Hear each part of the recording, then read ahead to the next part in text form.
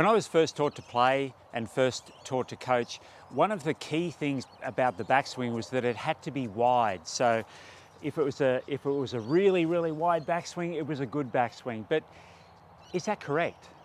Hi, I'm Peter Knight, and I've created this channel, Peter Knight Golf, to help you play the best golf you possibly can. Today we're having a look at the backswing and what width in the backswing really means. We sort of think that if the backswing needs to be wide, then more is better. Definitely not the case. So if I set myself up here and consider the distance that I've got, say from my hands to my chest, when I come back to the ball, my hands and my body are in a slightly different location, but essentially I'm looking to return my arms much the same as far as width goes as what I was at address. What I want to do during the swing to give me the best chance of doing that is to have as little change to that width as I go back and through. So a lot of players that I'll see will do one of the two extremes. They'll swing the club up and have their arms and wrists spent a lot during the swing, or they may do the opposite. Maybe they're old school like me, and when they swing back, they're trying to swing the club back as wide as they possibly can. Each of those has its own problems, and they're certainly not going to help you make the best contact with the ball on a consistent basis. So if we have a look at the movement to start with, and even those two extremes and what we can do about them.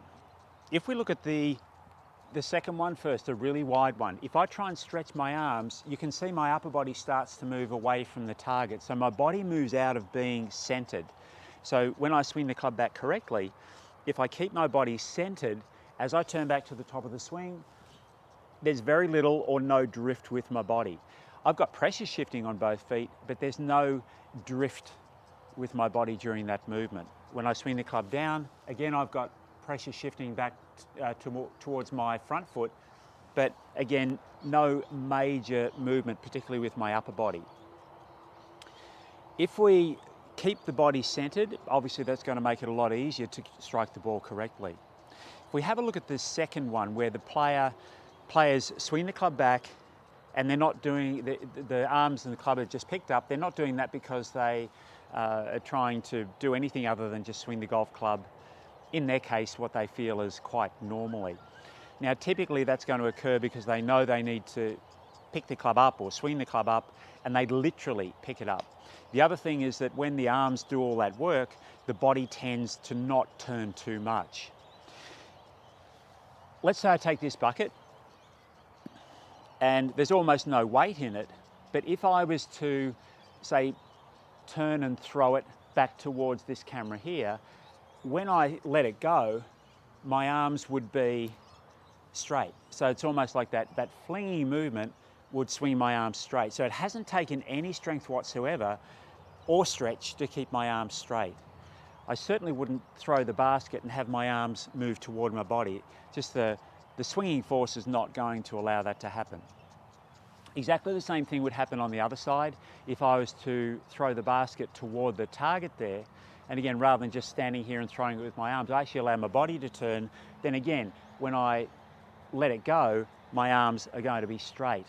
So when I swing a golf club, I want to keep that same sense of lightness as if I'm going to throw it. So from here, my thought could be, I actually want to swing the club back and throw it toward the camera back here.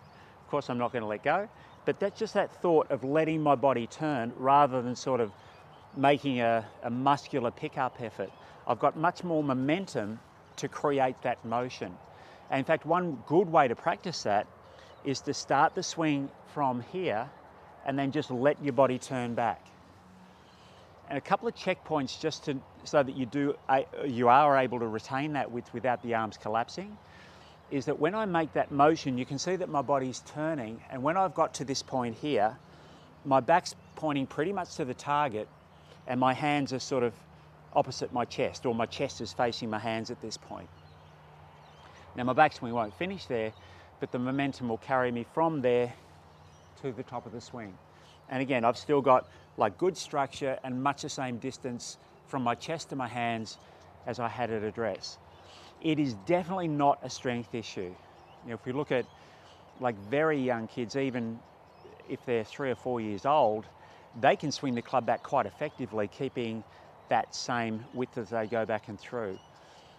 For adults, particularly if you're sort of, bulky through, for the guys, bulky through the shoulders or through the chest, then you can still keep that width, but it does require the chest to keep moving, because as soon as the club starts to go back, and even women, this is the case with a lot of women, as the club goes back, if the body doesn't turn, the chest sort of gets in the way of the movement and the arms will collapse. So just allowing the chest to continue to turn so the arms can go back further, even if this is full range motion, doesn't matter. You've got better movement going back. When the club swings down and through, body's turning the other way, and again we've got that flinging movement as the club goes through. So that's the best way to keep the arm movement wide. So practice that movement, have a look at, first of all, what you would normally do during the swing. Consider what your thoughts are about swinging the club wide, and particularly if you're in the school that I was in, where you were told that wider is better. Notice what that does to your swing, and see if you can retain an even width with your hands from your chest all the way to the end of the backswing, and then down and through. Obviously, at the end of the swing, ball's gone. My arms are soft, so they'll both elbows will fold. That's fine there. I don't have to be wide at the end. But by practicing that, you'll find that you'll gain a lot more control of the strike, so that there'll be fewer thin shots or heavy shots. And that'll help your golf enormously.